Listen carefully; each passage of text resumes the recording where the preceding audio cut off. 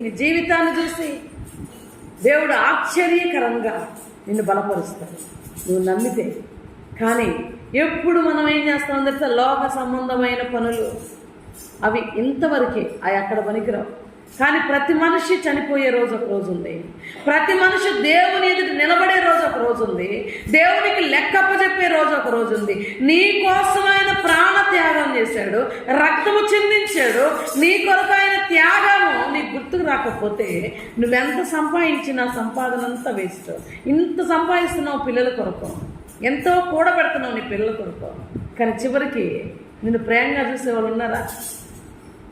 నీ పిల్లలే ఇవాళ నువ్వు ఎంత ప్రేమతో చూస్తున్నావో దేవుని సన్నిధిని కూడా వదిలిపెట్టేసి, దేవుడు చెప్పిన మాటలను కూడా విడిచిపెట్టేసి పరిగెత్తున్నారండి పనులకి. తప్పని అంటలేదు, కానీ దేవుని కొరకు నువ్వేం చేయగలుగుతున్నావు?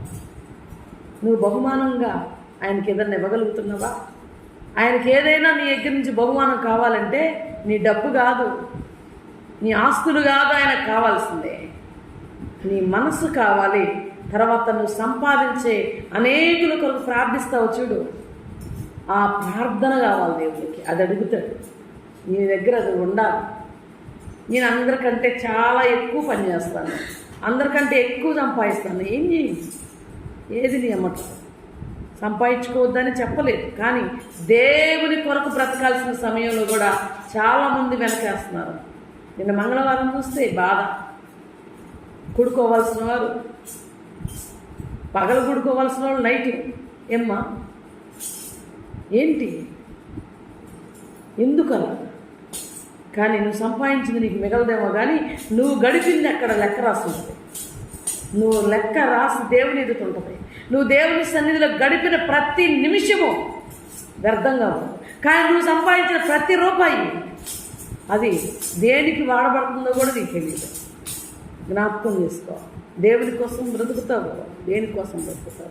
దేవుని కొరకు దేన్ని నువ్వు ఇవ్వడానికి ఇష్టపడుతున్నావో నిన్ను ప్రశ్న వేసుకో దేవుని సన్నిధిలో. వాక్యాన్ని మనం జ్ఞాపకం చేసుకుంటే చూడండి, 2 విధాలైన సంపాదన ఉంటాయంట. ఒకటేమో కష్టపడి సంపాదిస్తాము, ఒకటేమో ఇష్టపడి సంపాదిస్తాం. కష్టపడి సంపాదన ఏది? కష్టపడి సంపాదిస్తున్నాం. ఒకటేమో ఇష్టంగా సంపాదిస్తాం. ఇప్పుడు కష్టంగా కూర్చుంటారు, ఆదివారం వస్తే కష్టంగా ఉంటుంది, కూర్చోలేరు. కొంతమంది పాప కాళ్ళు జాపుకుంటారు, నడవలేరు. అదే పనికి బొమ్మను రాత్రి అంటున్నారు, ఎట్ట కొడతారంటే అట్ట కొడతారంట ఆకులు. ఒక ఆమె అంటుంది, ఏం ఆటో దిగేటప్పుడు చిన్నగా